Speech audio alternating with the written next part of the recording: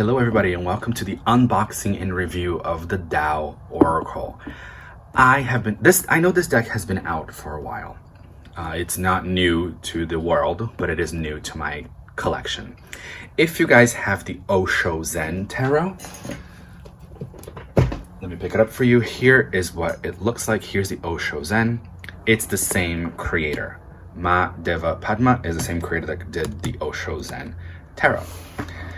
And they came up with an oracle, and I have been looking at this deck for a while. I've been looking at other unboxings, other reviews, and I just really had to go for it. So here we go.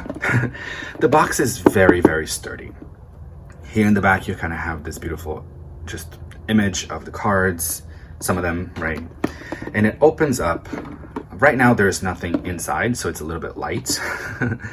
And I don't like how it doesn't have like that little hole for your finger to like latch onto and hold onto it, but when the deck and the book are in here, it honestly kind of slides out relatively easily.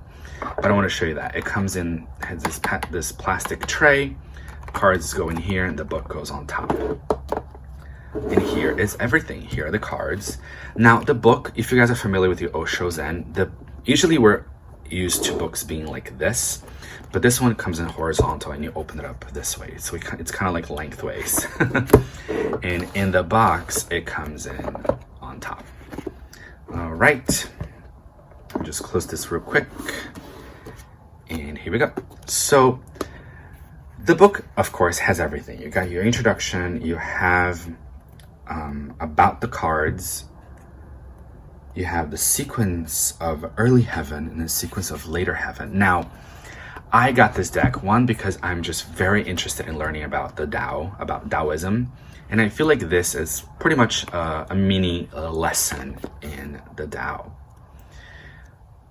You have your Lao Tzu quote, "What is Tao?" Very, very interesting. Accessing the changes. Now, the Tao is linked, right? It comes from the Tao Te Ching, and they call it the changes. So each card would be a change, right? The Tao Te Ching is also called the Book of Changes. So you get that lesson in here. Now, here we have the first card, which is called the Creative, and of course I'll show you guys the cards. There are symbols in the cards, and the book explains what the symbols mean. But here you have pretty much 2 pages of talking about the card. Then you have you have the changes. Then you have so when you're looking at the Tao, you're looking at 6 lines usually. These are all the same lines, but it changes in different cards. Let me show you this one. This one is called the Pushing Upward. And these 6 lines over here, let me get a little bit closer. They're a little bit different. Now, you actually read these from bottom to top. So if you go back here, it'll say the changes, then bottom line. And then you have the bottom line, which should be the bottom one, of course, and the line 2 would be the one right on top of that. Okay, and then line 3 and 4 it goes on and on and on. And then the top line, of course, is the 6th line. And every line actually means something, which I find this to be really very, very interesting. So this deck is very involved. It's powerful. It's very, very interesting. However, here are the cards. I love these backs. So you have the 64 symbols, lines of the Tao, pretty much, and then you have your symbols and your colors and all that. I love that. The cardstock, honestly, is pretty good. It's a little bit like easy to bend, but it feels really good. It's this matte finish, and it feels really, really good on the hand. So I love it. I'm okay with this cardstock, absolutely. Now, I will be showing you guys all of the cards. There are about 64 cards in here. I will show you all of them. If you do not want to see all of them, you can double tap on the right here and skip 10 seconds ahead at a time, or you can skip this part altogether, but I will show you all of them. So here we go. The first one is the Creative. Now, this deck, I've been using it. I put it back in order for this review, but I've been using it for a while, and I've used it for many different readings. I've done readings with just it, and I've done readings pairing it with the tarot, and honestly, it's always accurate and powerful. Now, I'll be honest with you, I haven't really touched the book that much because, as you can see, you have the beautiful image, you have the title, but then you have all these keywords. For example, the creative is the active yang principle, strength, tenacity, dynamism, inspiration, heaven, masculinity, authority, and father. Now, I feel like I have enough information to do a reading with it besides going to the book. But of course, I'm sure the book adds just a lot more to it. I just haven't really kind of like found the time or really done that yet. So, if you're scared of like, oh, do I need the book all the time if I don't know the Tao? I feel like you don't need the book all the time. So the creative, the receptive, the yielding yin principle, devoted, patient, supportive, obedient, responsive, intuitive, earthy, and mother. I love that. Difficulty in the beginning. Now, a lot of these images, because it's the same creator of the Osho Zen, they do have that Osho Zen vibe as well. Right? Like this one to me really reminds me of the Osho Zen. It's the youthful folly.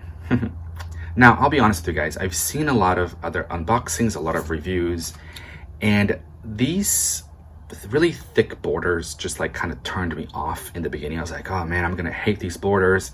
And you can't really trim them because otherwise you would be cutting the symbols. Like you'd be cutting them in half. Unless you don't care about that, and that's fine. You can totally just follow the line and cut it all. But now that I have them with me and I've been working with them, here's the conflict. This border doesn't really bother me. It's not that big, Discipline. Holding together. I love that it's just a bunch of fish. How fish like swim like as a school. I love that. The taming power of the small. Treading. This to me has such a Kuan Yin feel to it. Peace. Absolutely peaceful, isn't it? But yeah, like I said, the borders don't really, honestly, now that I've been working with the deck, it doesn't really bother me that much. Stand still. Companionship. It's just such a colorful, beautiful deck. And prosperity. And it's just, I don't know, you go from this like all gold and a little bit more traditional statue to this very colorful, soft pastel, modern imagery, to this almost abstract flower person calling enthusiasm. And then you go back to like colorful, traditional, called following. I don't know, I personally like that. I like how it's a little bit different. You can almost say that it was done by different artists. Like, each art is different. And I'm okay with that. Contemplation. Biting through. Take decisive action, restore order, force supplied with sensitivity, justice, tenacious devotion to a task. It's very dragon energy too. Grace, beautiful. Splitting apart. Now that's also what really drew me to this deck, the turning point, is that we have images like grace, like peace, but like innocence. How beautiful is that? But then you also have images like the pulling apart, the taming power of the great. And then you had the taming power of the small, right? So it's from the micro to the macro. The corners of the mouth, I love that. It's almost like it's asking you, are you smiling? Are you frowning? What are your corners of your mouth doing? But then it also deals with energies like excess, right? Or the abysmal. Like it doesn't shy away from real life. The clinging, right?